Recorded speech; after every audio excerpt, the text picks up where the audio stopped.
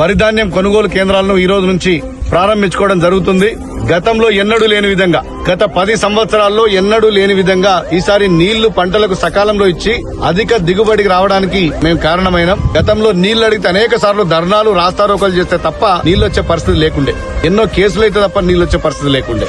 ఈసారి జనవరి మాసంలో నీళ్లిచ్చి ఏ ఒక్క చిన్న ఒక మడి కూడా ఎండిపోకుండా చివరి మడి వరకు నీళ్లు అందించి ఇలా రైతుల్ని మేము కాపాడుకున్నాం. ఇలా దానికి తగ్గట్టే ఎక్కడ కూడా వరి ధాన్యం కొనుగోలు కేంద్రాలు ఎక్కడ కూడా ధాన్యం కుప్పలు కుప్పలుగా ఉంది. మా ప్రభుత్వం ఫార్మర్ సెంట్రిక్ గా, రైతు కేంద్రంగా పనిచేస్తా ఉంది. ఈ రాష్ట్రంలో గతంలో మేము కాంగ్రెస్ పార్టీ ప్రభుత్వం అధికారంలోకి వచ్చినాడు 2004వ సంవత్సరంలో ఈ దేశంలో 72,000 కోట్ల రుణమాఫీ ఏకకాలంలో మాఫీ చేసినాం. మొన్నటికి మొన్న ఈ రాష్ట్రంలో రేవంత్ రెడ్డి గారు ముఖ్యమంత్రి అయినాక రాష్ట్రంలో కాంగ్రెస్ పార్టీ ప్రజాప్రభుత్వం కొలువుదీరినాక ఈ రాష్ట్రంలో 90% పైగా రైతులకు 2 లక్షల లోపు ఉన్న రైతులందరూ కూడా రుణమాఫీ చేయడం జరిగింది. గత ప్రభుత్వం కేసీఆర్ గారు మొత్తం వరి ధాన్యం కొనుగోలు కేంద్రాలు ఎత్తేస్తా అని చెప్పిండు. వరేస్తే ఊరేసుకున్నట్టే అని చెప్పిండు. ఇవాళ మేము రైతులను ప్రోత్సహించే విధంగా వరి పండించే రైతులకు 500 రూపాయలు బోనస్ ఇచ్చి రైతులకు అండగా నిలుస్తుంది. ఇంకా ముందు ముందు కూడా ప్రతి కార్యక్రమం కూడా రైతు సంక్షేమం ధ్యేయంగా మా ప్రభుత్వం చేస్తుంటది.